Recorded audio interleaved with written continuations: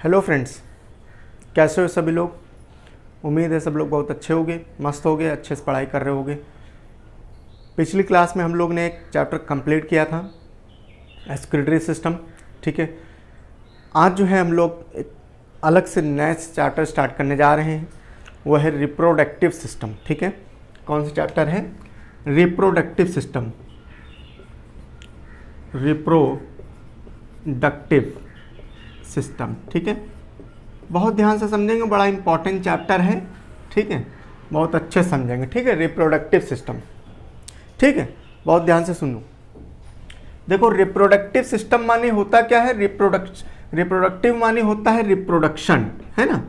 क्या होता है? रिप्रोडक्शन। ठीक है, रिप्रोडक्शन है नी। रिप्रोडक्शन माने होता है रिप्रोड्यूस करना। ठीक है, रिप्रोड्यूस करना। ठीक, रिप्रोड्यूस करना माने क्या होता है? अपने आप को पुनर्जन्म देना। समझ रहे हो? अपने आप को, अपने यंग वंश को जो है, यंग वंश को माने अपने ही तरीके के जीव को उत्पन्न करना, उसको हम लोग रिप्रोड्यूस कहते हैं। समझ में आए?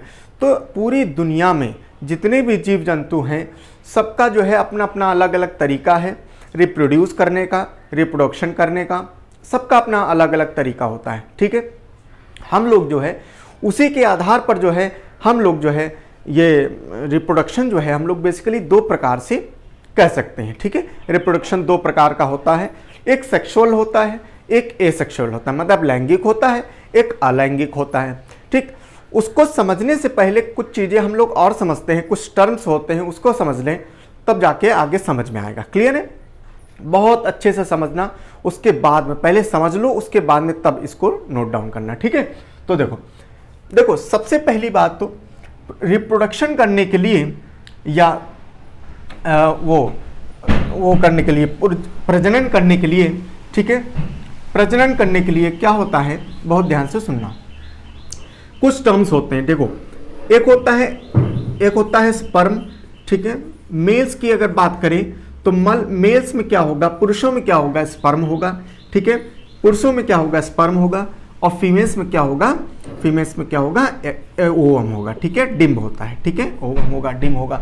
ठीक, या तो हम लोग ऐसे बात करें, ठीक है, ऐसी बात करते हैं कि अगर हम लोग को देखो कोई भी, अगर हम देखो, पहली बात तो आप समझ लो, जो हम लोग रिप्रोडक्शन पढ़ते हैं, ठीक है, तो ये हम लोग किसका पढ़ते हैं? ह्यूमंस का पढ़ते हैं। ठीक है, ह्यूमंस का ही पढ़ते हैं, ये हम लोगों को एग्जाम में आएगा। ठीक, तो जो ये रिप्रोडक्शन है, अगर हम मेल्स की बात करें तो सबसे पहले आता है प्राइमरी सेक्स ऑर्गन। ठीक है, प्राइमरी सेक्स ऑर्गन। ठीक है, प्राइमरी सेक्स ऑर्गन माने प्राथमिक यौन अंग। ठीक है, प्राथमिक यौन अंग। देखो, नाम से पता चल रहा है प्राइमरी। प्राइमरी माने क्या? बिल्कुल मुख्य, सबसे इंपॉर्टेंट जो है ऑर्गन कौन सा है, जो सेक्स में, जो रिप्रोडक्शन में इन्वॉल्व होता है। तो अगर ये दो है, दो प्रकार का होता है। ठीक है, एक तो या तो मेल्स की बात करें तो मेल्स में अलग हो जाएगा, और फीमेल्स की बात करें तो फीमेल्स में अलग हो जाएगा। क्लियर है? तो मेल्स में ये जो होता है, मेल्स में होता है ये टेस्टीज। ठीक है, वृषण बोलते हैं हिंदी में। ठीक है, मेल्स में टेस्टीज हो जाएगा, और फीमेल्स की अगर बात करें तो फीमेल्स में ओवरी हो जाएगा। ठीक है, ओवरीज हो जाता है। ठीक है, ओवरी हो जाता है। ठीक है, ओवरी या अंडकोश हो जाता है। ठीक है, हिंदी में। अच्छा, दूसरी बात, ये जो टेस्टीज होते हैं, ये क्या है? टेस्टीज एक ऑर्गन है। टेस्टीज क्या है? एक ऑर्गन है। ठीक है, तो ये ऑर्गन क्या करता है? ऑर्गन ये क्या, इसका मेन काम क्या है? ये इसका मेन काम है, ये स्पर्म बनाता है। क्या बनाता है? स्पर्म बनाता है। ठीक है, और ओवरीज की अगर बात करें तो ओवरीज क्या बनाएंगी? ओवम बनाएंगी। ठीक है, ओवम बनाएंगी। आज हम लोग क्या है, आज हम लोग जो पढ़ेंगे, ये चैप्टर जो है काफ़ी लंबा होता है, लेकिन इसको जो है छोटा से करके, क्योंकि आपके एग्ज़ाम में जो है आपके लेवल पर जो काम आएगा वो चीज़ हम लोग देखेंगे। तो आज हम लोग जो है मेल का पार्ट पढ़ेंगे, फीमेल का पार्ट अगले क्लास में हम लोग पढ़ेंगे। ठीक है, तो मेल्स की अगर बात करें तो मेल्स में जो है टेस्टीज होती हैं, और टेस्टीज क्या बनाती हैं? स्पर्म बनाती हैं। ठीक है, समझ में आया? ठीक है, अच्छा, एक शब्द होता है, ठीक है, एक शब्द होता है स्पर्मैटोजेनेसिस। ठीक है, स्पर्मैटोजेनेसिस। ठीक है, बहुत ध्यान से सुनना। ठीक है, भले ही शब्द इसमें बायो में बड़े बड़े हो या कैसे कॉम्प्लिकेटेड हो, मैंने आज तक आपको यही चीज बताया है कि शब्द को कैसे कैसे ब्रेक करके पढ़ो तो आपको खुद ही समझ में आ जाएगा। ठीक है, देखो कहीं भी शब्द मिल जाए जेनेसिस, जेनेसिस का मतलब होता है बनाना। ठीक है, जेनेसिस का मतलब होता है बनाना। ठीक है, क्या बनाना? स्पर्म। स्पर्म को बनाने की जो प्रक्रिया होती है, स्पर्म फॉर्मेशन की जो प्रक्रिया होती है, इसको हम लोग स्पर्मेटोजेनेसिस बोलते हैं। क्या बोलते हैं? स्पर्मेटोजेनेसिस।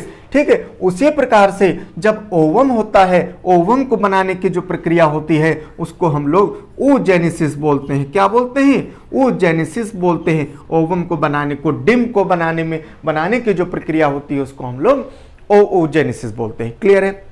अच्छा देखो, मेल्स में क्या है? स्पर्म है, फीमेल्स में क्या है? ओवम है। ठीक है, इन दोनों को कंबाइंड रूप से अगर हम बात करें, इसको हम लोग बोलते हैं गैमेट्स। क्या बोलते हैं? गैमेट्स बोलते हैं। ठीक है, गैमेट्स बोलते हैं। ठीक है, गैमेट्स बोलते हैं। तो गैमेट्स जो होता है अच्छा, गैमेट से ही शब्द बन जाता है। गैमेट से आगे लगा दो क्या? गैमेटोलॉजी या गैमेटोजेनेसिस, गैमेटोजेनेसिस। ठीक है, जेनेसिस। तो सिंपल सी बात है, गैमेटोजेनेसिस, जेनेसिस माने बनाना और गैमेटो माने या तो पुरुष का वो मेल का स्पर्म हो या फीमेल का ओवम हो। समझ में आया? ठीक है, तो ये कुछ कहीं भी शब्द मिल जाए, गैमेटोजेनेसिस माने क्या? स्पर्म और ओवम की जो है प्रोडक्शन की बात हो रही है। ठीक है, तो हमारे जो टेस्टिस होते हैं, ये टेस्टिस क्या करते हैं? स्पर्मेटोजेनेसिस करते हैं। यही क्वेश्चन आता है, बताओ टेस्टिस का इनमें से क्या काम होता है? स्पर्मेटोजेनेसिस, oogenesis या गैमेटोजेनेसिस। ठीक है, तो गैमेटोजेनेसिस भी वहां पर नहीं लगाओगे। क्या लगाओगे? क्योंकि गैमेटो माने क्या होता है? मेल और फीमेल सबका इसमें इन्वॉल्व हो जाता है, गैमेट्स की बात होती है। लेकिन टेस्टिस की अगर बात करें तो क्या हो जाएगा? स्पर्म हो जाएगा। स्पेसिफिक पूछा है ना, तो स्पेसिफिक उसमें आंसर करोगे। तो टेस्टिस क्या करते हैं? स्पर्मेटोजेनेसिस कराते हैं और ओवरीज क्या करती हैं? oogenesis कराती हैं। क्लियर है? चलो, अब हम लोग ने देखा क्या कि स्पर्म जो है टेस्टिस के द्वारा बनता है और ओवरीज जो है एग बनाती हैं, ओवम बनाती हैं। ठीक है, चलो आगे हम लोग देखते हैं। जैसे हमने बताया कि जो है रिप्रोडक्शन या प्रजनन जो होता है, ये प्रजनन बेसिकली दो प्रकार का हो सकता है। एक होता है सेक्सुअल रिप्रोडक्शन। ठीक है, एक होता है सेक्सुअल रिप्रोडक्शन, एक होता है माने वो लैंगिक, और एक होता है एसेक्सुअल रिप्रोडक्शन। ठीक है, सेक्सुअल होगा या एसेक्सुअल, नाम से मालूम चल रहा है सेक्स। ठीक, सेक्स माने क्या? इसमें गैमेट्स का होना जरूरी है। ठीक है, इसमें क्या? गैमेट्स माने स्पर्म और वो ओवम। गैमेट्स में मतलब क्या? स्पर्म और ओवम का होना इसमें जरूरी होता है। ठीक है, प्लस इसके साथ में गैमेट्स तो चलो है, लेकिन इसके साथ में फ्यूजन उनका होना, इनका निषेचन होना भी जरूरी है। अगर गैमेट्स है, निषेचन नहीं है तो फिर नहीं हो पाएगा। समझ रहे हो? तो गैमेट्स भी होना जरूरी है और उसका निषेचन माने फ्यूजन होना भी जरूरी है। अगर दोनों चीज है तो हम लोग उसको क्या कहेंगे? सेक्सुअल रिप्रोडक्शन होता है। जैसे कौन? जैसे इंसान हो गए, जैसे वो एनिमल्स हो गए, ये सब इसके एग्जाम्पल हो गए। जैसे इंसान हो गए, इनका क्या? सेक्सुअल रिप्रोडक्शन हम लोग में होता है। ठीक, जानवरों में सेक्सुअल रिप्रोडक्शन होता है। लेकिन एसेक्सुअल रिप्रोडक्शन माने क्या? कि इनमें से कोई चीज ना हो। जैसे मान लो गैमेट्स में मान लो मेल है, फीमेल का नहीं है। ठीक, या दोनों है तो फ्यूजन नहीं हो रहा है, तो क्या हो जाएगा? वो चीजें एसेक्सुअल में हो जाएगा। जैसे प्लांट्स। ठीक है, प्लांट्स में होता है, लेकिन प्लांट्स वाली चीजें हम लोग यहाँ नहीं कवर करेंगे, वो हम लोग बॉटनी में देख लेंगे। ठीक है, समझ में आया? ठीक है, चलो, तो ये हो गया हम लोग का reproduction on the basis of sexual and ये वाला। ठीक, अच्छा, अब देखो होता क्या है, कैसे कैसे ये होता है। देखो एक लाइन में एक चीज समझते हैं। देखो, जब मेल होता है, ठीक है, तो मेल ये रिप्रोडक्शन होता कैसे है? तो मेल जो है, मेल का जो है हम लोग स्पर्म होता है। ठीक है, और जब इसमें प्लस कर दो, जब इसमें फीमेल का डिम माने ओवम। ठीक है, फिर डिम या ओवम को जब मिला देते हैं, जब फ्यूज हो जाता है, ठीक है, फ्यूज होता है, ठीक है, फ्यूजन होता है, तब क्या होता है, तो बनता है क्या, जाइगोट बनता है। क्या बनता है, जाइगोट बनता है। और जाइगोट क्या है, जाइगोट जब फ्यूजन होने के बाद, फर्टिलाइजेशन होने के बाद में जो प्रोसेस होता है उसको क्या बोलते हैं, उसको जाइगोट बोलते हैं। जाइगोट क्या होगा, समय का अंतराल होगा तो बन जाएगा एम्ब्रियो। क्या बन जाएगा, एम्ब्रियो बन जाएगा। ठीक है, एम्ब्रियो बन जाएगा और समय का फिर थोड़ा सा अंतराल होगा तो फिर यही एम्ब्रियो, एम्ब्रियो क्या बन जाएगा, ये बेबी बन जाएगा। क्या बन जाएगा, बेबी माने बउआ बन जाएगा। कोई जरूरी बउआ बने, बहू भी बन सकती है। ठीक, तो बहू भी बन सकती है। समझ में आए, तो ये होता है स्पर्म मिलेगा, स्पर्म के साथ ओवम जब मिलेगा, जब ये दोनों फ्यूज होंगे तो बनेगा जाइगोट, और जाइगोट से फिर एम्ब्रियो बनेगा, एम्ब्रियो से क्या होगा, बेबी का फॉर्मेशन होगा। समझ में आया, ठीक है, बेबी का फॉर्मेशन होगा।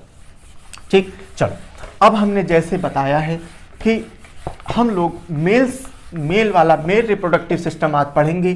ठीक है, मेल रिप्रोडक्टिव सिस्टम में हमने बताया है कि हमारा जो प्राइमरी सेक्स ऑर्गन जो होता है, प्राइमरी मेल का, ठीक है, मेल का प्राइमरी सेक्स ऑर्गन जो होता है, ठीक है, तो वो क्या होता है, वो होता है टेस्टिस। ठीक है, टेस्टिस होता है। ठीक है, वृषण होता है। ठीक है, तो आज हम लोग जो है वृषण के बारे में ही पढ़ना है।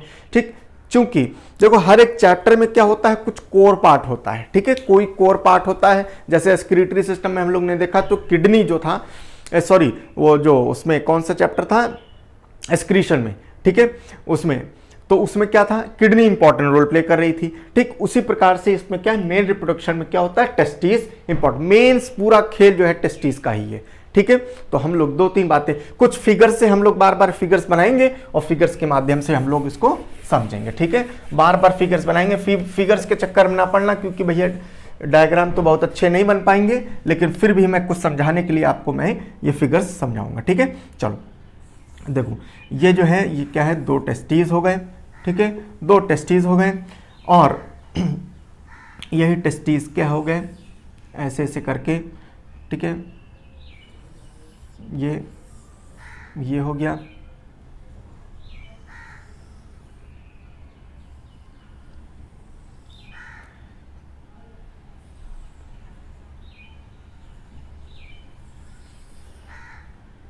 ये ऐसे ऐसे।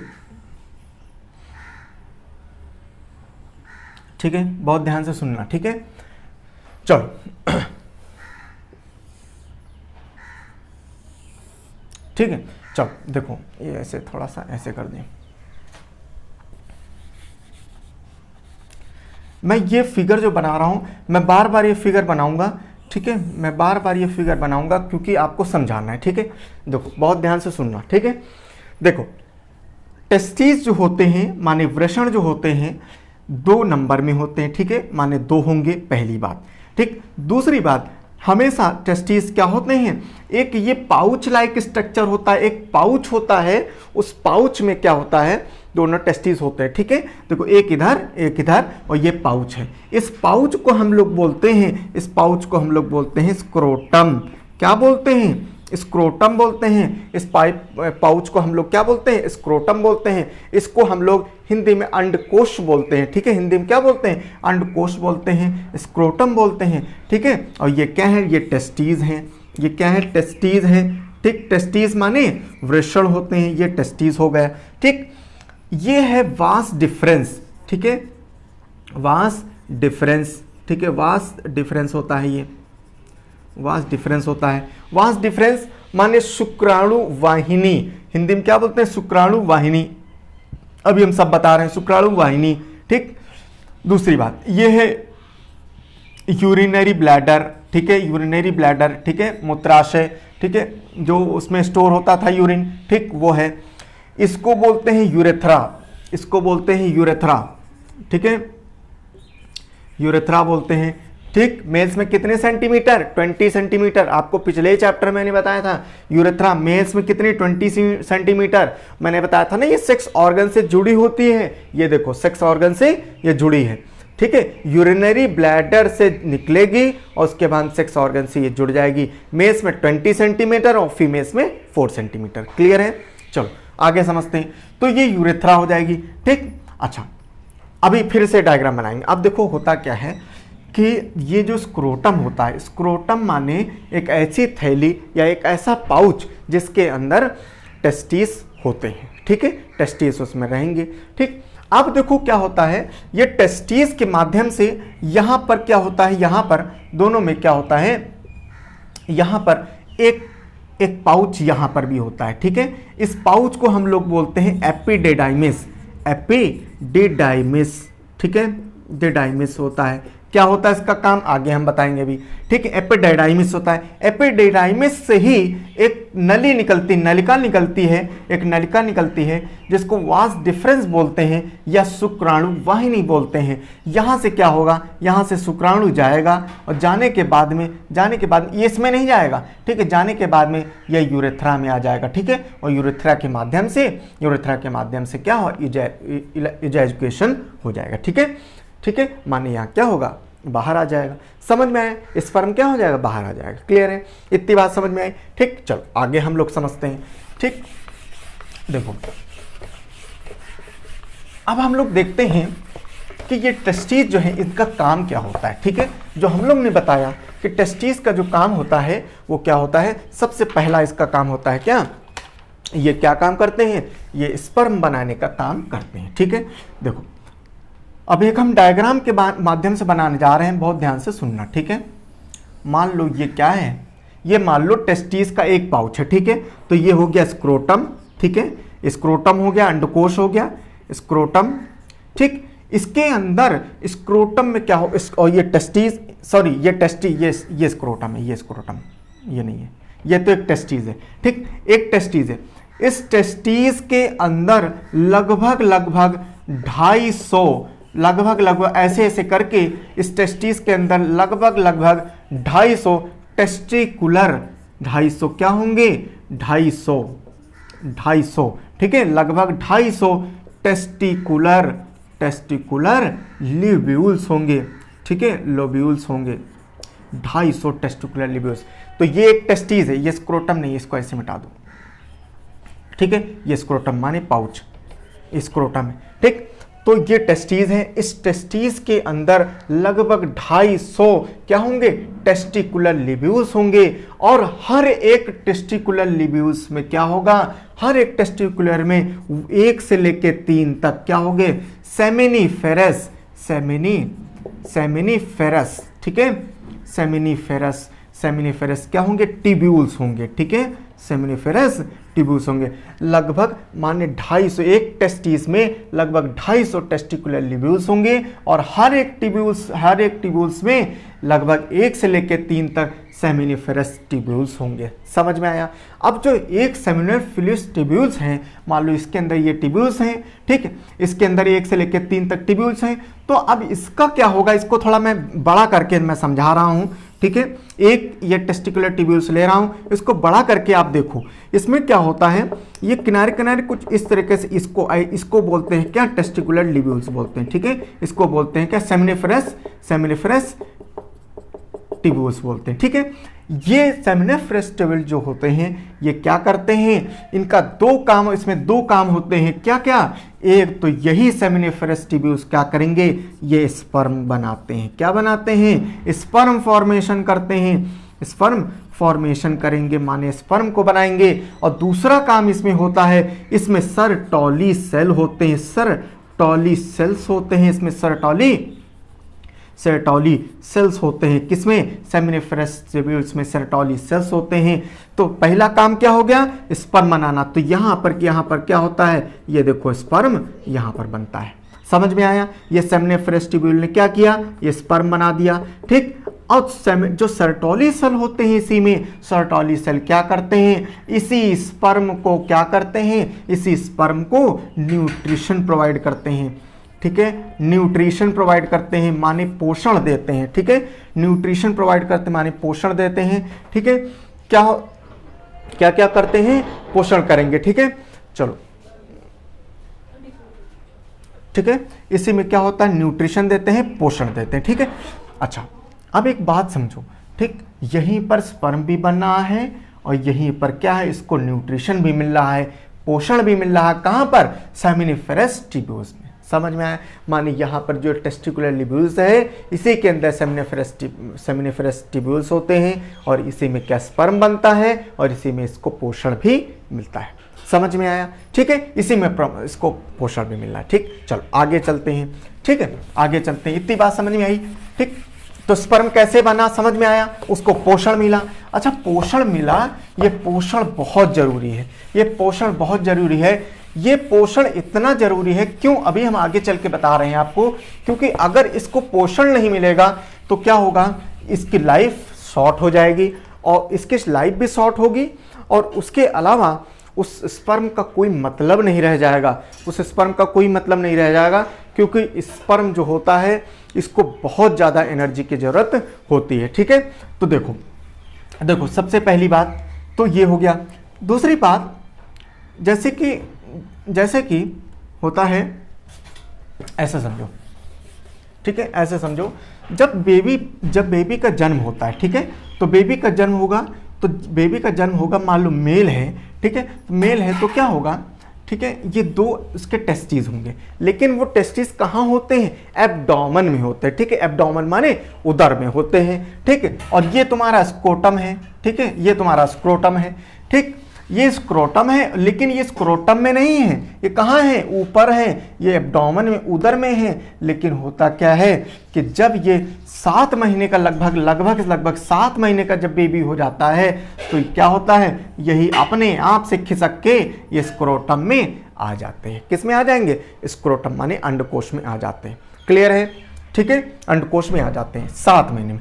लेकिन मान लो ये नहीं आए, ठीक है, मान लो ये नहीं आए 7 महीने में, तो क्या होता है, स्क्रोटम में ना ही आते हैं तो इसको हम लोग सर्जरी के माध्यम से कर सकते हैं। ठीक है, सर्जरी के माध्यम से इसको हम लोग यहाँ लाया जाता है, क्योंकि यहाँ पर आना इसका बहुत ज़रूरी है। ठीक है, यहाँ पर आना इसका बहुत ज़रूरी है। ठीक है, चलो आगे समझते हैं। देखो 2 चीज़ें, अगर इसमें नहीं आए तो क्या करेंगे, सर्जरी के माध्यम से अंदर लाएंगे। अच्छा, एक बात और समझो, क्या आपने कभी सोचा कि जो मेज के जो टेस्टीज हैं ये हमेशा बाहर क्यों होते हैं, शरीर के बाहर क्यों हैं, क्यों ऐसा होता है, क्या कारण है? तो देखो, प्रकृति ने जो भी बनाया है बहुत सोच समझने के बनाया गया है। देखो, होता ये है कि टेस्टीज का काम होता है स्पर्म का फॉर्मेशन। ठीक है, स्पर्म का फॉर्मेशन करने के लिए, बनाने के लिए होता है आपका जो बॉडी टेम्परेचर है, मेस में जो बॉडी टेम्परेचर होता है उससे 2.5 से 3 डिग्री टेम्परेचर कम चाहिए। इसी वजह से ये क्या होता है, टेस्टिस हमेशा शरीर के बाहर होते हैं, स्क्रोटम में होते हैं। ठीक है, शरीर के अंदर नहीं होते। और उसी के अपोजिट देखा जाए तो फीमेल्स में क्या होता है, फीमेल्स में अंदर होते हैं, ओवरीज होती हैं, क्या होते हैं, अंदर होती हैं, लेकिन क्या है, मेल्स में क्या है, बाहर होती हैं। क्यों बाहर होती हैं? क्योंकि क्या है, इसको टेम्परेचर, स्पर्म बनाने के लिए टेम्परेचर 2.5 से 3 डिग्री बॉडी टेम्परेचर से कम चाहिए। ठीक है, चलो आगे समझो। देखो, अगर ये नहीं आया, ठीक है, अगर ये नहीं आया तो इसमें दिक्कत हो सकती। क्या दिक्कत होगी भाई? देखो, सिंपल सी बात है, जब अंदर होगा, ठीक है, जब ये अंदर है, ठीक है, मान लो ये नीचे नहीं आया तो क्या होगा, इसको एडुकेट टेम्परेचर नहीं मिलेगा, इसको समान तापमान नहीं मिलेगा स्पर्म फॉर्मेशन के लिए, जिसकी वजह से क्या होगा, ये क्या हो जाएगा, स्पर्म नहीं बन पाएगा। और स्पर्म नहीं बन पाएगा तो क्या हो जाएगा, ये इंसान क्या है, स्पर्म नहीं बना पाएगा, जिसकी वजह से इसके अंदर क्या, इनफर्टिलिटी की प्रॉब्लम आ जाएगी। ठीक है, ये इनफर्टिलिटी क्या हो जाएगा, बच्चे पैदा करने में असमर्थ हो जाएगा ये। ठीक है, और ये जो टेस्टीज हैं ये जब अंदर नहीं आ पाते, अंदर ही रह जाते हैं, बाहर नहीं आ पाते हैं, तो इसी अवस्था को हम लोग क्रिप्टो ऑर्किडिज्म बोलते हैं। क्रिप्टो ऑर्किडिज्म बोलते हैं इस अवस्था को हम लोग। क्रिप्टो ऑर्किडिज्म मेडिकल भाषा में इसको कहा जाता है क्रिप्टो ऑर्किडिज्म। ठीक है, हिंदी में कहते हैं इसको गुप्त वृषणता। ठीक है, गुप्त वृषणता बोलते हैं और इंग्लिश में बोलते हैं क्रिप्टो ऑर्किडिज्म। ठीक है, क्रिप्टो ऑर्किडिज्म वो अवस्था होती है जब उसके टेस्टीज, उसके वृषण जो है इसके नीचे नहीं, स्क्रोटम में नहीं आ पाते, ऐसी अवस्था को क्रिप्टो ऑर्किडिज्म बोलते हैं। समझ में आई इतनी बात? ठीक है, चलो आगे समझते हैं। ठीक है, आगे समझते हैं। ठीक है, चलो अब आगे समझने के लिए हम लोग फिर से डायग्राम बनाएंगे। ठीक है, पूरा पूरा डायग्राम से ही पूरा सिस्टम है। ठीक है, चलो देखो, मान लो क्या है, ये मान लो ये क्या है, ये टेस्टीज है।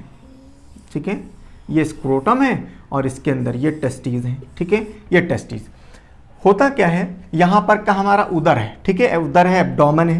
ठीक, एब्डोमेन से कुछ मांसपेशियाँ आती हैं जो कि हमारे टेस्टीज से जुड़ी होती हैं। ठीक है, जो कि हमारे टेस्टीज से जुड़ी होती हैं। ठीक, एक तो ये वाली हो गई, एब्डोमेन से आई ना, तो इसी वजह से इसका नाम पड़ जाता है एब्डोमेन मसल्स। ठीक है,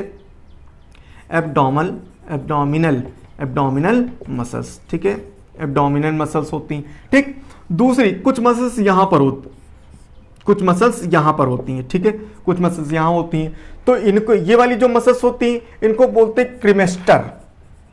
क्रिमेस्टर बोलते हैं, इनको क्रिमेस्टर बोलते हैं। और इसको बोलते हैं, एक को बोलते हैं डार्टस। ठीक है, डार्टस, एक बोलते हैं डार्टस। क्रिमेस्टर और डार्टस, क्रिमेस्टर और डार्टस जो मसल होती हैं, जो यहाँ किनारे किनारे होती हैं, यहाँ पर जो होती हैं, ये मसल्स क्या करती हैं, ये मसल्स जो टेस्टीज हैं, जो स्क्रोटम में मौजूद हैं, ये टेस्टीज को उसको स्पेस में रखने के लिए, उसको सही दिशा में रखने के लिए, उसको एडजस्ट करने के लिए जो है रिस्पॉन्सिबल होती हैं। टेस्टीज हमारे जो है इधर से उधर ना चले जाएं, आगे पीछे ना चले जाएं, जिसकी वजह से ये कौन मदद करता है, ये हमारी मसल्स जो है क्रिमेस्टर और डास्टर जो होती है, यही हमारी मसल्स क्या करेंगी, उसको अपनी जगह पर रखने में मदद करती हैं। समझ में आया? ठीक है, इतनी बात समझ में आई। चलो आगे हम लोग समझते हैं, फिर से समझते हैं कि आगे क्या प्रोसेस। अच्छा, फिर से हम लोग एक चीज़ बनाने जा रहे हैं। ठीक है, चलो फिर से हम लोग एक बार टेस्टीज के बारे में देखते हैं। ठीक है, ऐसे थोड़ा सा बड़ा फिगर बनाएंगे ताकि आपको समझ में आए। ठीक है, ऐसे। ठीक है,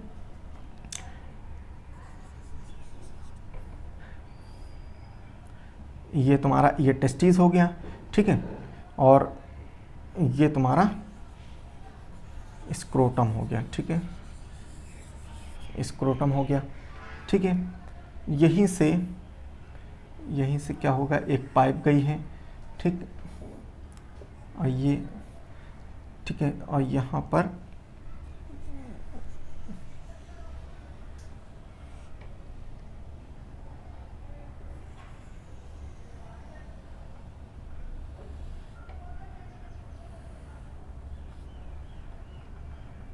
ठीक, अब देखो, यहीं से ये पाइप गई है और ये पाइप ऐसे जाके ये पाइप जो है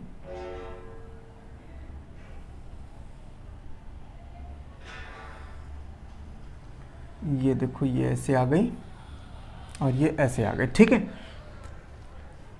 ठीक, अब जरा बहुत ध्यान से सुनना। ठीक है, ये तो टेस्टीज है। ठीक है, ये वाला पार्ट क्या है, ये टेस्टीज है। ये बाहर वाला क्या है, स्क्रोटम है। ठीक है, जिसके अंदर ये थैली है, ये स्क्रोटम हो गया। ठीक है, ये टेस्टीज है। ठीक है, ये टेस्टीज होते हैं, माने वृषण होता है। ये स्क्रोटम अंडकोश हो गया।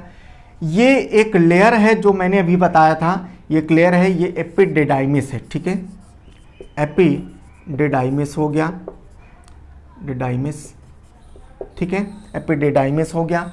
ठीक, ये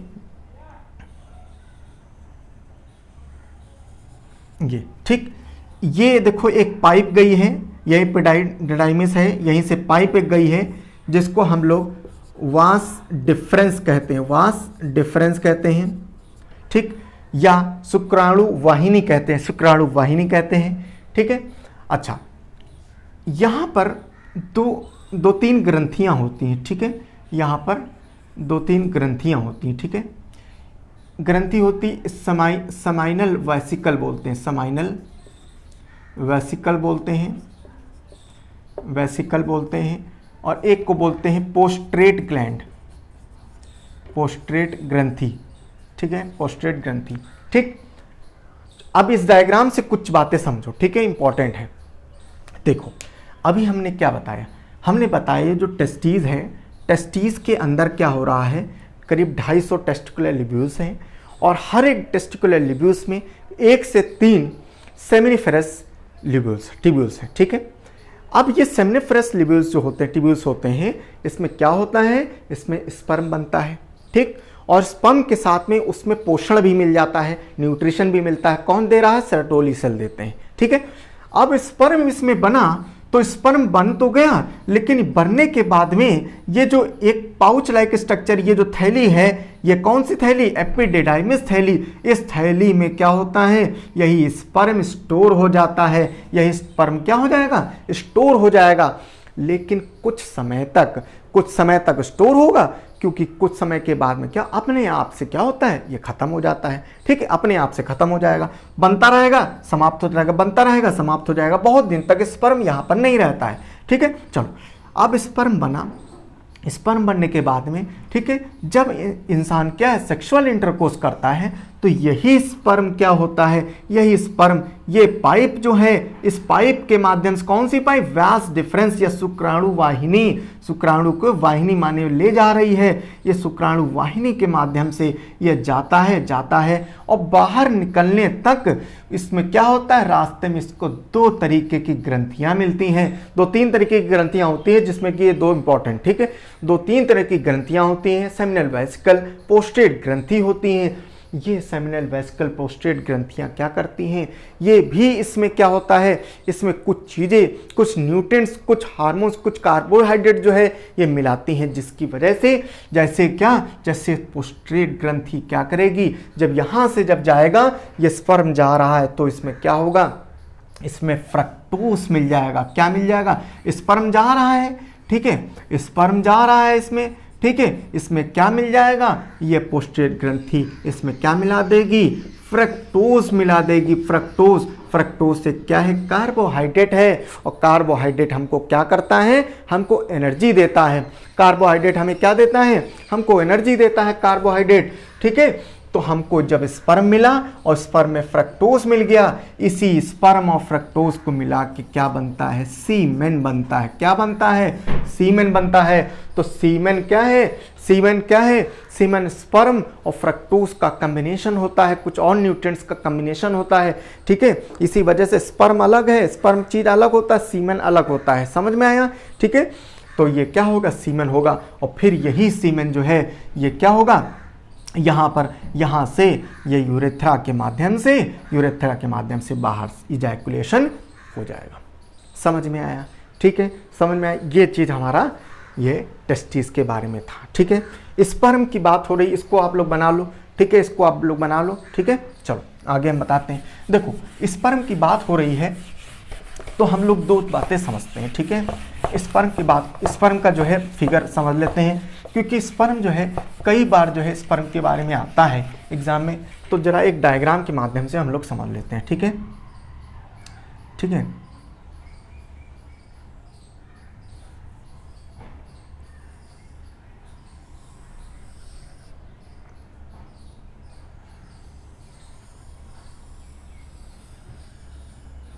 ठीक, देखो, स्पर्म जो होता है इसके बेसिकली 3 पार्ट होते हैं, ठीक है।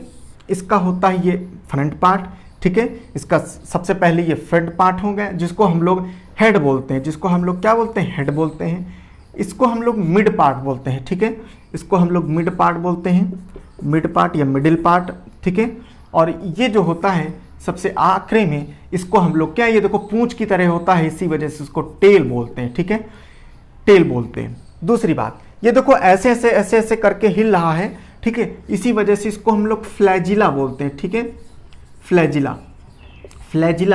देखो, फ्लैजिला में एक शब्द है फ्लैग क्या होता है, लहराता रहता है ना, लहराता रहता है। तो वो फ्लैजिला लहरा के ऐसे स्विम करता है। ये स्विम करने की वजह से ही स्पर्म क्या होता है, आगे बढ़ता रहता है। किसकी वजह से, फ्लैजिला की वजह से। समझ रहे हो, फ्लैजिला की वजह से स्पर्म क्या होता है, आगे बढ़ता रहता है। दूसरी बात, यहाँ पर ये जो मिडिल पार्ट है, इस पे यहाँ क्या होता है, माइटोकॉन्ड्रिया होता है, कॉन्ड्रिया, ठीक है, माइटोकॉन्ड्रिया होता है। क्लियर है, माइटोकॉन्ड्रिया होगा। माइटोकॉन्ड्रिया क्या काम करता है, माइटोकॉन्ड्रिया को कहा जाता है power house of the cell. ठीक, पावर हाउस, एनर्जी फॉर्मेशन यहाँ पर होती है, एनर्जी होती है।